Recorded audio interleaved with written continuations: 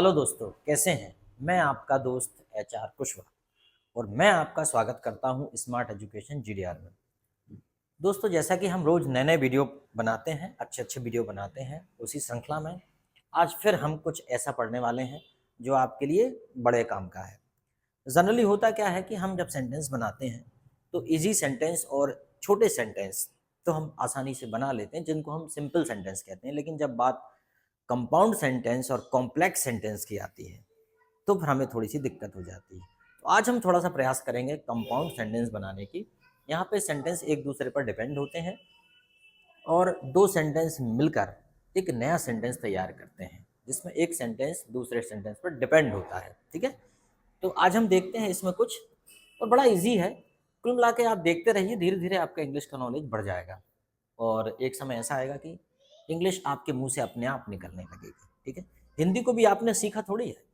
अगर आप दावा करें कि हिंदी आपने सीखी नहीं है, हिंदी आप अपने आप सीखे हो, आपको पता भी नहीं चला आप हिंदी कब सीख गए।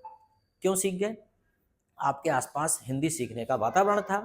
बचपन से ही मम्मी आपको बुलवाती थी, बोलो बेटा पापा, पापा, बोलो मम्मी, तो आप बोलते थे। फिर उसके बाद जब बड़े हुए तो आस पड़ोस में गाना चल रहे हैं, पूजा पाठ हो रहा है, ठीक है, मंत्र उच्चारण हो रहा है, कुछ भी चल रहा है, गाली गलौज भी चल रही है, तो मम्मी पापा मना करते थे कि नहीं नहीं नहीं नहीं, ये नहीं सीखना, तुम्हें ये सीखने की चीज़ नहीं है। और फिर बड़े हो गए, फिर आपको पता चला कि ये भी जरूरी है, ये भी आना चाहिए वक्त वक्त पर, है ना। वो सब सीख गए, लेकिन किसी ने सिखाया नहीं है, बल्कि जो चीज़ मना किया सिखाने का वो भी सीखे। Environment same thing. हम इंग्लिश कोचिंग जब वीडियोस देखते हैं इंग्लिश कोचिंग में, या पढ़ते हैं या आते हैं जाते हैं, तो कुल मिला के एक एनवायरमेंट क्रिएट होता है। उस एनवायरमेंट से हम ऑटोमेटिकली, पता भी नहीं चलता कि कब हम उन चीज़ों को आत्मसात कर गए, कब उनको इनकलकेट कर गए अपने अंदर। वही सीखने का सिद्धांत है। तो यहाँ पे आप देखिए, बिकॉज होता है क्योंकि। बिकॉज क्या होता है? क्योंकि। अब देखो इसका प्रयोग कब करें? दो सेंटेंस की जब जरूरत पड़ेगी, जैसे कि मैंने उसकी मदद की क्योंकि वो असहाय था, या उसकी असहाय था, या गरीब था, या कमजोर था, या उसे मदद की जरूरत थी। ठीक है, तुम स्कूल जाते हो क्योंकि तुम एक विद्यार्थी हो। ठीक है, वह स्कूल नहीं आ सका क्योंकि वह बीमार था। तो देखो कितने सारे सेंटेंस हो सकते हैं। ठीक है, जैसे कि आई helped him, I helped him because he was helpless. थोड़ा राइटिंग अच्छी लिखना तुम लोग भाई, है ना, मेरी राइटिंग पे मत जाना। सब कुछ सीखना, मेरी राइटिंग मत सीखना, मेरी राइटिंग अच्छी नहीं है। आप अच्छी राइटिंग लिखते हो, नो डाउट। तो ठीक है दोस्तों, सिस्टमेटिक वीडियो देखने के लिए आप मुझे smart education GDR YouTube channel पर सब्सक्राइब कर लीजिए। यहाँ आपको home video, shorts, live podcast, playlist, community search, यहाँ पे आपको बहुत सारे वीडियोस मिलेंगे, वह भी क्रमशः। तो आई helped him because he was helpless, मैंने उसकी मदद की क्योंकि वह असहाय था।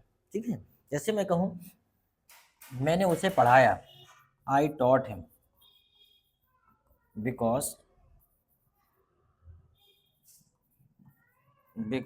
he was preparing for exam, he was preparing for exam। ठीक, कोई दिक्कत? आसानी से कर सकते हैं। चलो ठीक, आगे देखते हैं दूसरा, बिकॉज ऑफ। ये भी समथिंग, इसका यूज भी समथिंग बिकॉज जैसा ही है। बिकॉज ऑफ इसका मतलब भी होता है क्योंकि। जैसे कि मैंने आपसे पूछा कि तुम क्यों नहीं आए, तो अक्सर स्टूडेंट्स हो या कोई भी हो, बड़े से बड़ा हो, बहाने तो उसके लिए होते ही हैं। वास्तविक बात यह है कि हम दिन में कई बार झूठ बोलना पड़ता है हमें, घर वालों से, दोस्तों से, रिश्तेदारों से हम झूठ बोलते ही रहते हैं। इतना झूठ तो बोल ही देते हैं कि आप देख लेते सिचुएशन के हिसाब से, कि अगर आप लेट हो रहे हैं जाने में तो आप कहते हैं बस मैं घर से निकल ही गया, जबकि निकलते नहीं हैं, और कुछ ना कुछ बहाने रहते हैं। और हम बड़ी बड़ी बातें करते हैं, लेकिन वास्तव में हम एक मिनट भी, शायद एक दिन भी बिना झूठ बोले रह ही नहीं सकते। पल पल हम झूठ बोलते हैं। सबसे बड़ा झूठ तो यही है कि कैसे हो, ठीक हूँ, और आप कैसे हैं, मैं भी ठीक हूँ। ठीक नहीं है तब भी ठीक हूँ बोलना, ये भी तो एक प्रकार का झूठ ही है, क्योंकि हम अपनी समस्या भी किसी को नहीं बताना चाहते कि लोग मजाक उड़ाएंगे।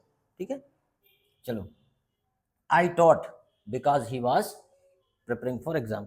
बिकॉज ऑफ बताया मैंने, जैसे कि जैसे मैंने I could not, attend I could not attend the class because of because of because of my busy schedule.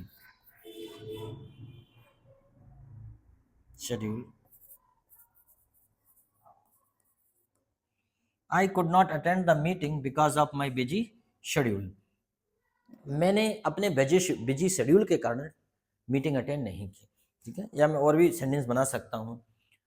I could not drive car because of my sickness, because of my weakness, कुछ भी हो सकता है। ठीक है, because of. ठीक है, तो बिकॉज ऑफ के कारण, because of rain, because of corona. ठीक है, जैसे कोरोना में कितना सारा नुकसान हुआ, लोगों की कोचिंग बंद हो गए, लोगों के प्रतिष्ठान बंद हो गए, लोगों की प्राइवेट नौकरी चली गई, बहुत सारे उथल पुथल हुआ कोरोना में। ठीक है, बिकॉज ऑफ, तो हम बिकॉज ऑफ का प्रयोग कर सकते। ड्यू टू, इसका मतलब होता है, इसका मतलब भी वही होता है की वजह से, या हम कहें की वजह से। जैसे वह बीमारी के कारण पास नहीं हुआ, तो हम कहें, एक सेंटेंस बना लेते हैं, he could not pass due to, थोड़ा अच्छा ही लिख दूं यार, राइटिंग थोड़ा मैं गड़बड़ लिखता हूँ। He could not pass due to illness, illness, illness होता है बीमारी। He could not pass due to illness. ठीक है, ड्यू टू फीवर। ठीक है, due to the lack of money. ठीक है, जैसे मान लीजिए उसने अपनी पढ़ाई पूरी नहीं कर सका, he could not complete his study due to the lack of money, तो ये भी कर सकते हैं, due to the lack of money, lack of money, due to the lack of money. ठीक है, वह अपनी पढ़ाई पूरी नहीं कर सका due to the lack of money, पैसे की कमी के कारण। ठीक है, चलो वन मोर। अब आता है हमारा owing to. Owing to, owing to का मतलब होता है की वजह से। ओइंग टू का मतलब भी वही होता है, लेकिन इसका प्रयोग कहाँ करें आप, देखो एक सेंटेंस बना लेते हैं। The concern, the concert, concern, the concert has been cancel,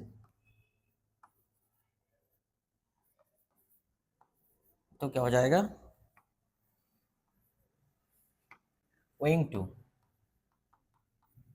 owing to lack of support, concert. Concert मतलब एक प्रकार का कार्यक्रम है, कंसर्ट मतलब होता है एक प्रकार का कार्यक्रम है, आयोजन हो सकता है। ठीक है, the concert has been, the concert has been cancelled owing to lack of support। Wow, very nice. owing to lack of support मतलब लैक ऑफ सपोर्ट के कारण कंसर्ट जो है कैंसिल हो गया। ठीक है, मीटिंग भी कर सकते हैं वहाँ पे, meeting has been cancelled owing to lack of support, समर्थन के अभाव में मीटिंग कैंसिल होगी, तो ओइंग टू का प्रयोग भी वहीं करते हैं कि वजह से, ओइंग टू। ठीक है, और भी कुछ इजी सेंटेंस बना सकते हो। ठीक है, जैसे कि ही could not, he could not qualify, he could not qualify the physical test of army owing to his poor health।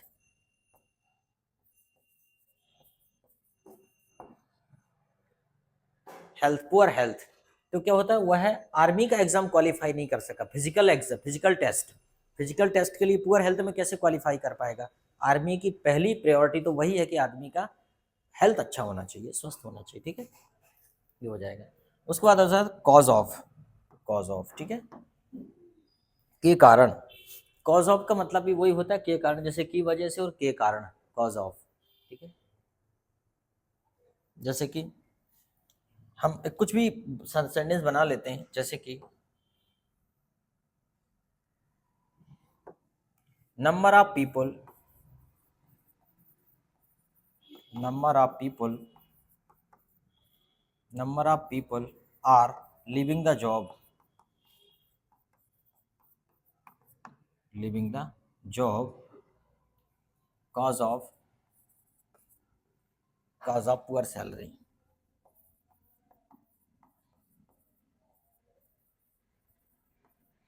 Number of people are leaving the job cause of poor salary. ठीक है, मतलब poor salary के कारण बहुत सारे लोग job छोड़ रहे हैं। ठीक है, जैसे कि ये भी कह सकते हैं हम कि का कारण बनता है कॉज ऑफ, जैसे हमने कहा bad habits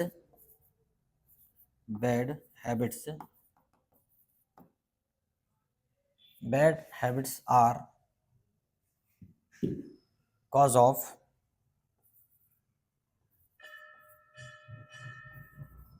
destruction.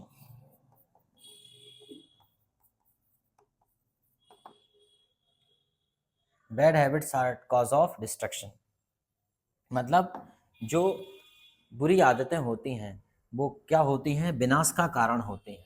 Bad habits are cause of destruction, बुरी आदतें विनाश का कारण होती हैं। ठीक है, जैसे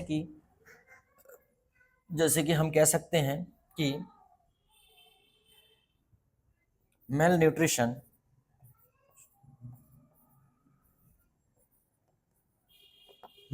मतलब क्या होता है, मेल न्यूट्रिशन मतलब होता है कुपोषण। क्या होता है, कुपोषण। Mail nutrition is the main cause of mental retardation.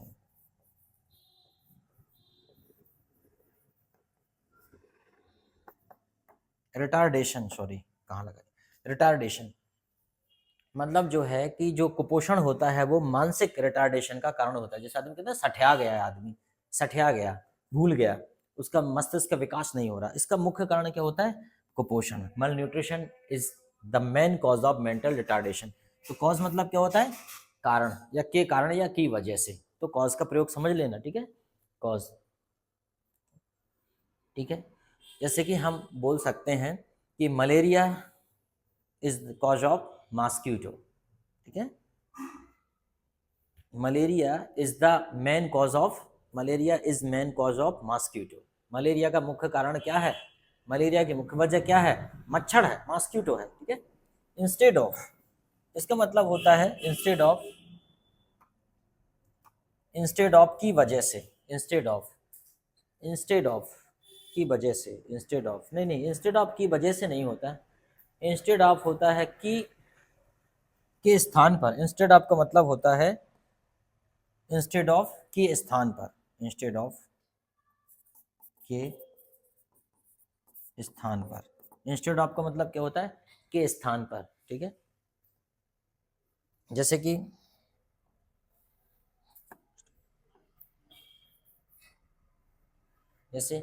आई, जैसे कि टेक टी, या हमने कहा टेक मिल्क, चलो ऐसे कर ले रहे हैं, टेक मिल्क इंस्टेड ऑफ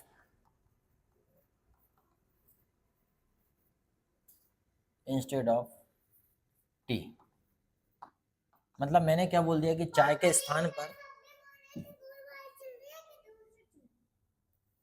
मैंने क्या बोल दिया कि चाय के जगह पर क्या ले लो, take milk instead of tea. चाय के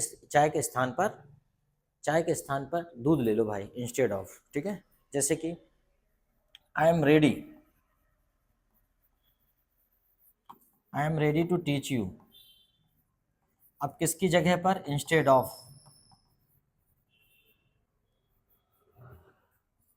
ऑफ माई टीचर। मतलब मैं अपने टीचर के स्थान पर मैं खुद पढ़ाने के लिए तैयार हूँ। I am ready to teach you instead of my teacher, teacher के जगह पे। जैसे मैं कहूँ कि बदले में, जब हम कहते हैं ना बदले में कोई चीज़ दे दो, के स्थान पर, जैसे कि मैंने कहा कि purchase laptop instead of tablet, tablet से बेटर तो लैपटॉप है। ठीक है, तो वहाँ पे उसकी जगह पे वो खरीद लो, उसकी जगह पर।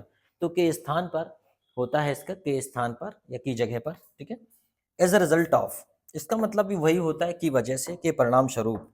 क्या होता है, के परिणाम स्वरूप। जैसे कि हम कहें कि उसे निकाल दिया गया जॉब से, ही वॉज फायर्ड, क्या हो जाएगा, he was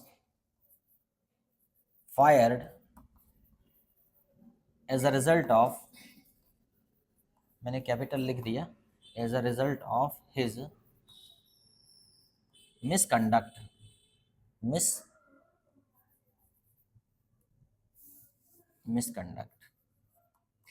misconduct as a result of his misconduct, उसके बुरे व्यवहार के कारण उसे फायर कर दिया गया।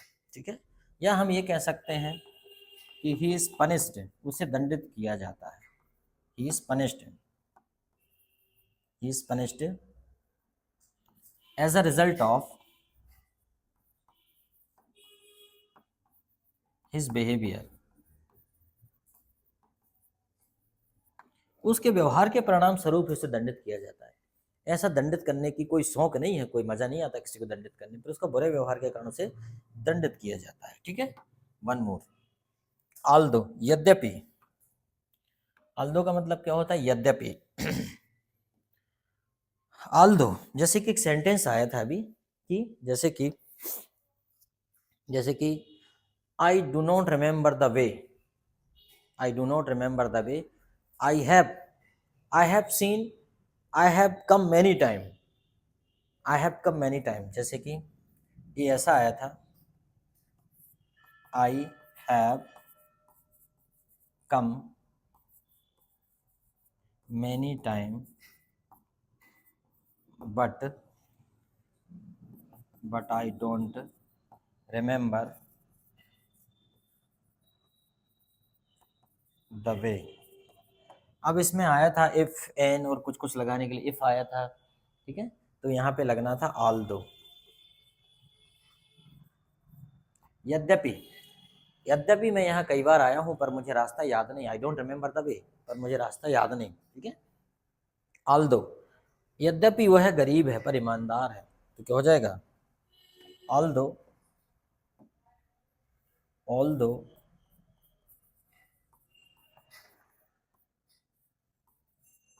he is poor but honest, यद्यपि वह गरीब है पर ईमानदार है, तो although का प्रयोग कर लिया आपने। ठीक है, वन मोर देखते हैं, सिंस का मतलब होता है चूंकि,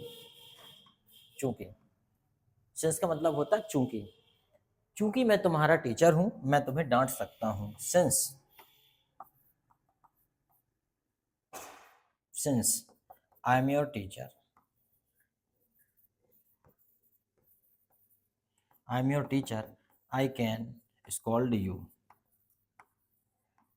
since I am your teacher I can scold you, चूंकि मैं तुम्हारा टीचर हूं मैं तुम्हें डांट सकता हूं, since I am your teacher I can scold you. तो बताइए दोस्तों कैसा लगा, बस आपकी प्रतिक्रिया ही ये डिसाइड करेगी कि आपको और आगे पढ़ना है या नहीं पढ़ना है। ठीक है, आपके कमेंट्स हमारे लिए बहुत महत्वपूर्ण है, अगर वाकई अच्छा लगता है तो कमेंट्स करके बताइए ताकि हम इस प्रकार की वीडियो और बना सकें।